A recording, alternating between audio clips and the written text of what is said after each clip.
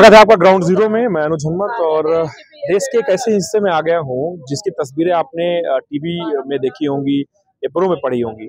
और ये चेनाब ब्रिज है, मेरे पीछे है। आप देख सकते हैं कि कितना खूबसूरत है ये विश्व का सबसे ऊंचा रेलवे ब्रिज है और इस ब्रिज की तुलना की नहीं जा सकती है किसी भी स्ट्रक्चर से। फिलहाल अभी ये समझ में आ रहा है कि ये अद्वितीय है, अप्रतिम है और विश्वसनीय इसकी जो इंजीनियरिंग है। आप देख सकते हैं कि कैसे मेहराब का जो स्ट्रक्चर है वो यहाँ पे दिया गया है और उसी कारण ये बहुत अधिक महत्वपूर्ण है। और जम्मू से उधमपुर बारामूला का जो लिंक रेल लिंक परियोजना है उसको यहाँ पे बढ़ाया गया है। मेरे साथ एक विशेषज्ञ है जो कि बहुत बारीक जानते हैं रेलवे के बारे में। ये स्ट्रक्चर रेलवे के लिए कितना महत्वपूर्ण था, क्यों खास है ये? देखिए, जिन दुर्गम रास्तों पे आप और हम अगर रोड रूट से आते हैं तो हमें नौसिया हो जाता है, हमें वर्टाइगो हो जाता है, हमें प्रॉब्लम्स हो जाती है। और आज जब से हम अध्ययन कर रहे हैं, हमने सुना है जम्मू एंड कश्मीर। तो जम्मू और कश्मीर को जोड़ने के लिए जो ये क्रांतिकारी कदम रेलवे ने उठाया है, जिसमें मुझे कोई विशेषज्ञ बता रहे थे कि इसमें करीब 34 के करीब तो इसमें टनल्स हैं। पहाड़ों के बीच से टनल्स को काट के रास्ता बनाया जाना, ये अकल्पनीय चीज रेलवे ने की है। और साथ में ये दो इस तरह के ब्रिज हैं, एक तो चिनाब ब्रिज है, एक हैंगिंग ब्रिज है। तो अब तो बस इतना ही है कि जितना जल्दी इस पे रेलवे अपना काम शुरू करे, ट्रेनों का आवागमन शुरू हो, तो जम्मू और कश्मीर के लोगों का मेल मिलाप बढ़ेगा। और इसको सामरिक दृष्टि से देखें, इसको बिजनेस के तरह से देखें, हर तरह से जम्मू और कश्मीर दोनों को फायदा होगा। और ये हो भी क्यों ना, क्योंकि ये तो कश्मीर को जाने वाला रास्ता है। यहाँ पे बहुत सारे लोग हैं जो इस पुल के बारे में अपनी अलग अलग राय रखते होंगे। आपकी राय क्या है? एक पुल जो कश्मीर को जोड़ देगा जम्मू से, तो क्या मानते हैं आप, कैसा, क्यों खास है? देखिए, इंजीनियरिंग का बेहद ही नायाब नमूना कहेंगे इसे, क्योंकि जिस तरीके से इसको बनाया गया है, कंस्ट्रक्शन इसका किया गया है, एक अपने आप में बहुत ही अद्भुत है, चैलेंजिंग प्रोजेक्ट था रेलवे के लिए। क्योंकि 1994 में इसको लेकर के इस पे चर्चाएं हुई, 2002 में इसकी मंजूरी मिलती है और उसके बाद में लगातार इतने सालों के बाद में 2 दशक बीत गए, उसके बाद में जाकर के ब्रिज अब हमारे सामने में बनकर के तैयार है। तो कहीं ना कहीं जो यहाँ के जो लोग थे, आप सोचिए कि सड़कों से गुजरना, जो कि लगभग 350 किलोमीटर के समथिंग रास्ता है, 10-10 घंटे का सफर हो जाता था, उसे ये कुछ ही घंटों में ये जो ब्रिज है वो उसको सफर को पूरा कर देगा। तो ये कहीं ना कहीं जो लोग यहाँ पे आते हैं, जम्मू कश्मीर को एक दूसरे को जो पार्ट है उसको जोड़ने का काम करेंगे। और ठीक आपको दूर चेनाब नदी दिखेगी जो कि बहुत ऐतिहासिक है। ये हिमालय में जो आप कह सकते हैं कि हिमाचल प्रदेश का जो हिस्सा है वहां से ये नदी निकलती है और ये जो नदी है वो बहुत महत्वपूर्ण है।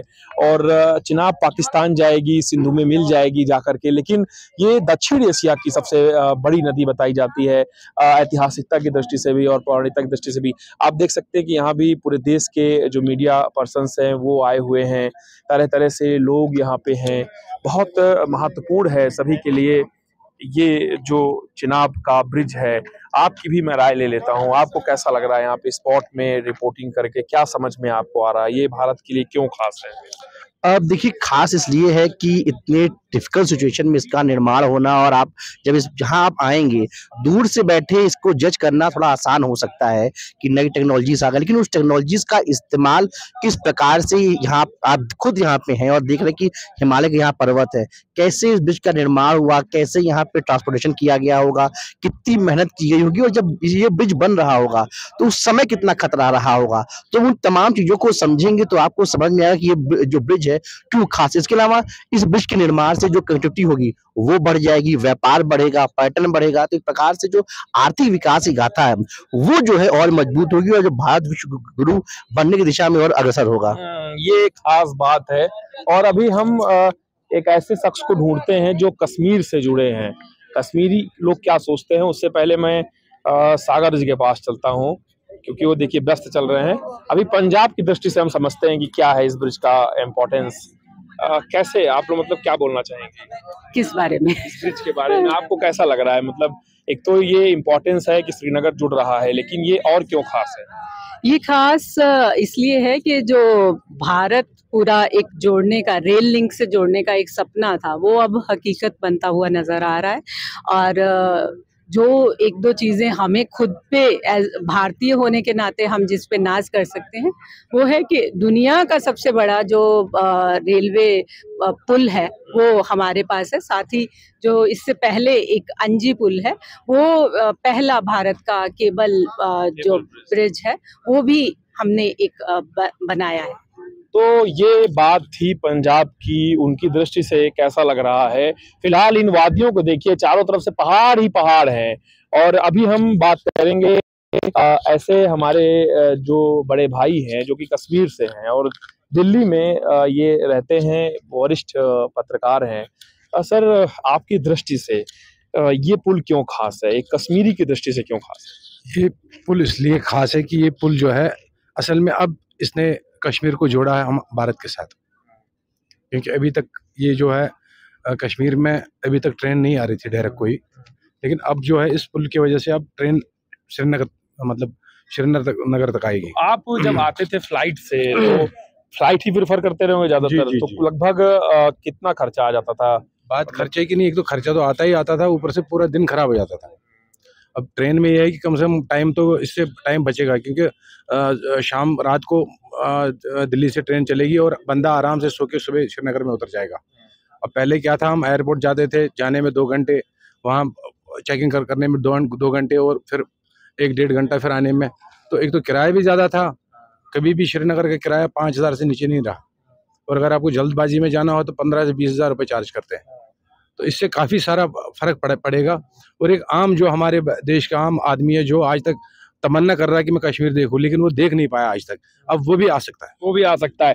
अब फटाफट मैं आपको बताता हूँ कि क्यों ये खास है। देखिए, सबसे पहले तो आप जम्मू आते हैं, आप वैष्णो देवी जाते हैं, कटरा तक स्टेशन बन गया है, कटरा तक रेलवे लाइन है, लेकिन कटरा के बाद जो रेलवे लाइन है वो नहीं थी अब तक, और उसे ही बनाने के लिए अंजी ब्रिज बनाया गया जो कि केबल ब्रिज था। इसके बाद ये जो चिनाब का ब्रिज है वो सैकड़ों की संख्या में टनल बनाए गए, लंबे टनल है, 10-10 किलोमीटर के टनल बनाए गए।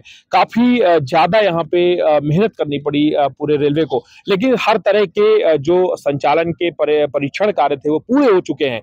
आज कुछ देर बाद हम खुद रेलवे लाइन से होकर के ही पहुंचेंगे कश्मीर, वो भी आपको दिखाएंगे। लेकिन ये एकदम तय हो चुका है कि आप और सभी लोग बेहद करीब हैं कश्मीर पहुंचने के, वो भी साधारण किराए में, और ट्रेन से आप पहुंच सकते हैं कश्मीर की वादियों में। तो ये बहुत बड़ा पल है। ग्राउंड जीरो से अनुज वर्मा।